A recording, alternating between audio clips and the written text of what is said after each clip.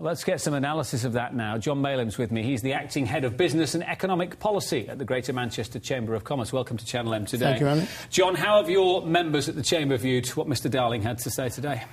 I think, as with anything, the devil is in the detail. But I think listening to the PBR today, I think we found somewhat vague and somewhat disappointing in a number of areas that we'd been asking for change. So where did the change not come, where you would like to have seen Well, change? we certainly didn't want an increase in national insurance contributions. That comes, 0.5% increase comes on top of the 0.5% already announced for 2011.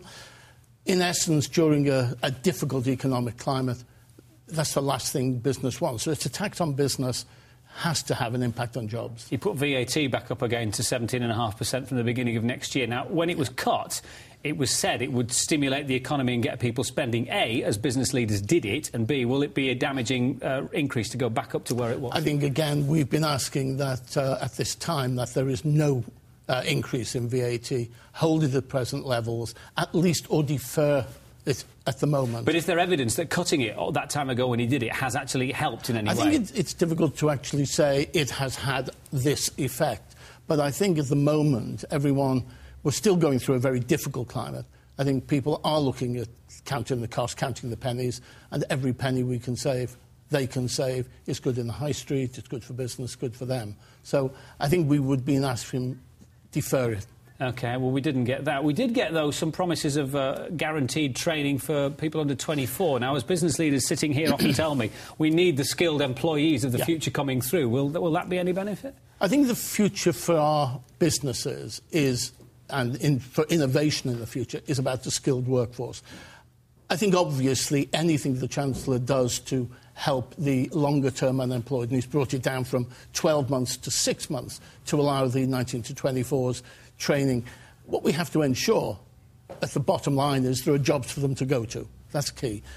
Where we're also disappointed is what we were looking for was a longer-term strategy and longer-term commitment from the Chancellor on training. If we take apprentices, for example, employers have to make a commitment to apprentices. It's not a 1 week, 2 weeks, 3 weeks. It's years. And therefore, if employers are going to invest, they need to know that we've got that guarantee from the government that support is going to be there long term. We actually haven't seen that, unless it's in the myriad of detail that we haven't yet read. So far, lots of things you didn't want. Has there been anything in there that you've welcomed? I think we're very pleased with the confirmation of the high-speed rail link up to the northwest.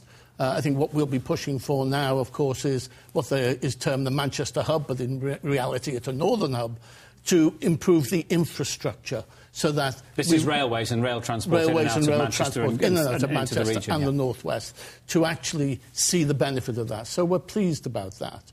I think we're pleased that they have frozen the charge on the small, or the planned increase on the small business tax. That's helped. And the 10%